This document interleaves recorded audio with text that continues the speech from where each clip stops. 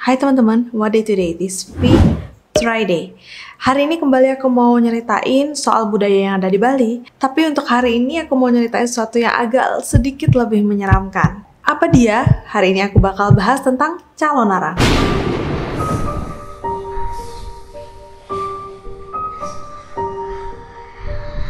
Kalau kalian penasaran tentang cerita Calo Narang ini, tanpa lama-lama lagi, let's go to the video. Jangan lupa subscribe dulu.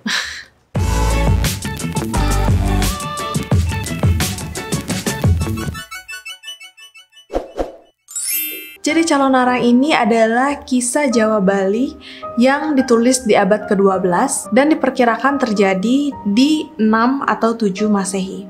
Udah nggak diketahui lagi siapa pengarangnya saking tuanya cerita Calo Narang ini. Tapi salah satu salinan teksnya itu masih kesimpan di jurnal Belanda dan ditulis di tahun 1926. Jadi cerita ini terjadi di Kerajaan Kediri, Jawa pada masa pemerintahan Raja Airlangga di sebuah desa yang bernama Desa Girah. Pada awalnya desa ini nggak berbeda dengan desa kebanyakan, yakni rakyatnya hidup dengan tenang, tentram, dan damai. Di sana hidup seorang janda yang bernama Calo Narang. Nah, Calo Narang ini diketahui mempelajari ilmu hitam atau ilmu penglihatan. Ia pun memiliki banyak sekali pengikut yang ingin mempelajari ilmu hitam tersebut. Saking terkenalnya wanita ini, masyarakat desa menjulukinya dengan nama Rangde Nating Girah. Rangde sendiri berarti janda, Nateng itu berarti penguasa, dan Girah adalah nama dari desa mereka. Jadi Rangde Nating Girah ini berarti janda, penguasa desa Girah. Calo Narang memiliki seorang anak yang terkenal dengan kecantikannya bernama Diah Ratna Manggali. Namun ia memiliki persoalan karena anaknya Ratna Manggali ini belum memiliki suami hingga di umurnya yang terbilang cukup matang.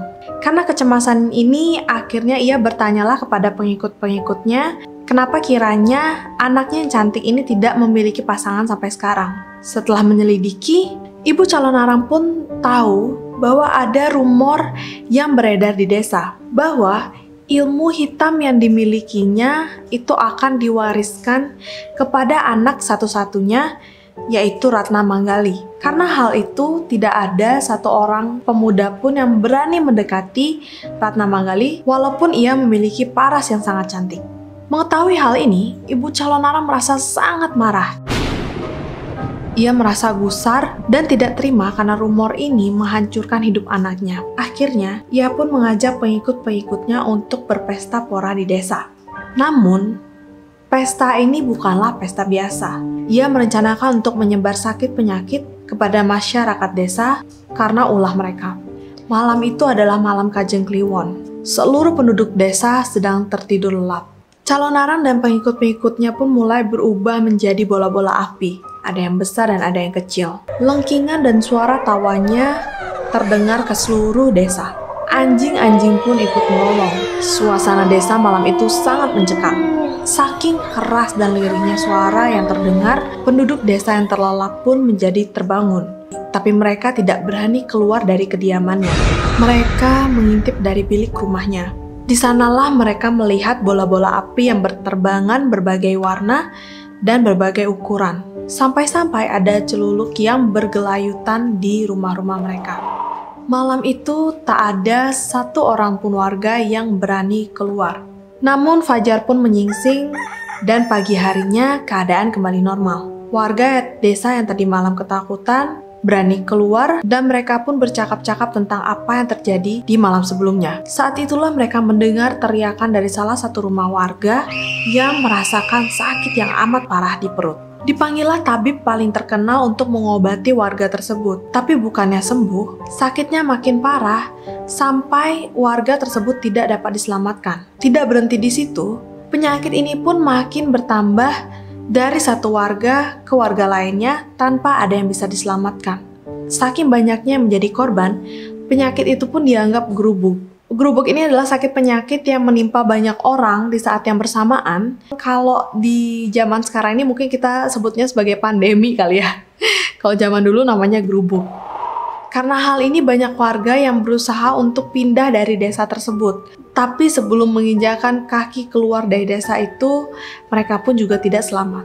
Warga yang makin ketakutan ini membawa berita ini kepada sang Raja Airlangga. Mereka pun menceritakan semua yang terjadi kepada Raja, dari apa yang terjadi pada malam Kajeng Kliwon tersebut, sampai adanya sakit penyakit dan membuat banyak sekali korban di desa mereka. Raja yang mendengar berita itu pun menjadi sangat marah. Ia memutuskan untuk menyerang Calonarang serta murid-muridnya. Penyerangan ini dipimpin oleh Ki Patih Madri. Calonarang yang mendengar berita penyerangan ini pun mengutus salah satu muridnya yang terkuat, yakni Nyi Larung, untuk menghadapinya. Karena tidak mengetahui apa yang dihadapi, pasukan dari kerajaan ini pun kalah telak. Kekalahan dari prajuritnya membuat Raja kebingungan. Akhirnya ia mendatangi salah satu rohaniawan yang paling dipercayanya, yakni Empu Baradah. Empu Baradah pun mengutus Empu Bahula untuk pergi ke kediaman Calonarang serta mengawini Ratna Manggali guna mengambil kitab ilmu hitam milik Calonarang. Rencana ini pun berhasil dan kitab itu pun didapati oleh Empu Baradah. Mengetahui kitabnya hilang, Calonarang pun tersadar bahwa ini hanyalah taktik dari Empu Baradah. Ia pun lebih marah daripada sebelumnya. Ia memutuskan untuk berperang melawan Raja Airlangga dan Empu Baradah. Tanpa diketahuinya, Raja Airlangga dan Empu Baradah pun mempersiapkan perang dengan sangat matang. Dan mereka menyiapkan peralatan perang yang dapat mengalahkan Ratu Calonarang ini. Di malam perang, kesaktian dari Ibu Calonarang makin bertambah. Kini, ia dan murid-muridnya dapat berubah menjadi berbagai bentuk dan wujud. Ada yang menjadi kambing, monyet, sapi, kerbau, dan ia sendiri pun berubah menjadi Garuda besar yang dapat menghilang. Pasukan raja yang melihat ini pun kebingungan. Namun berbeda dengan Empu Baradah. Pertempuran pun dimulai. Karena Ratu Calonarang ini dapat menghilang, Empu Baradah memikirkan cara agar Calonarang bisa menampakkan wujudnya. Akhirnya ia pun mencoba untuk memprovokasi atau mengejek Calonarang agar ia menampakkan wujudnya. Mungkin kayak gini kali ya. Ah, beraninya sembunyi aja. Keluar sini, keluar. Nih aku kasih tui. Ratu Calonarang yang gak tahan mendengar ejekan-ejekan itu akhirnya menampakkan wujudnya dan berusaha menyerang. Namun akhirnya Calonarang langsung tertembak dari panah prajurit raja. Setelah Ibu Calonarang ini tiada, kerajaan Kediri pun kembali aman. Cerita ini sangat tersohor dan diceritakan turun-temurun sampai dengan saat ini.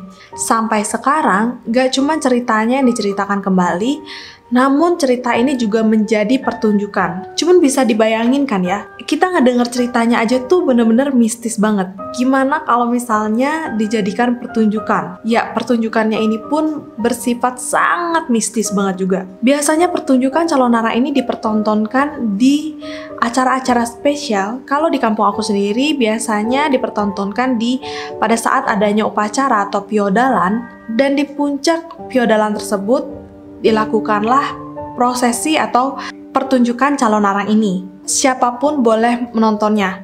Tapi karena acara ini atau pertunjukan ini sangat sakral, banyak banget hal-hal mistis, hal-hal gaib, apa yang boleh dan gak boleh dilakukan saat pertunjukan ini diadakan. Apa aja hal-hal itu? Tunggu di video aku besok. Jadi itu aja part 1 dari video Calonarang kali ini. Kalau misalnya kalian penasaran, gimana sih mistisnya dan menakutkannya pertunjukan Calonarang di Bali ini? Tonton video aku yang selanjutnya. Jadi makasih banyak udah nonton. Jangan lupa kalau kalian suka konten yang kayak gini, di like dan share videonya ke teman-teman kalian yang mungkin belum tahu. Seperti biasa, tetap sehat, tetap semangat, tetap jaga jarak dulu ya teman-teman. See you in my next video. Bye. Jadi alurnya juga mengikuti, mulai dari ada warga desanya, terus ada warga desa yang terjangkit penyakitnya, gerubuknya itu, terus sampai dengan peperangan melawan ilmu hitam atau leaknya ini. Nah, yang sering aku dengar bakal ada kelihatan bola-bola api yang berterbangan juga. Jadi kalau misalnya pas kalian berada di satu desa yang melakukan Calonarang, itu kalian hanya memiliki 2 pilihan.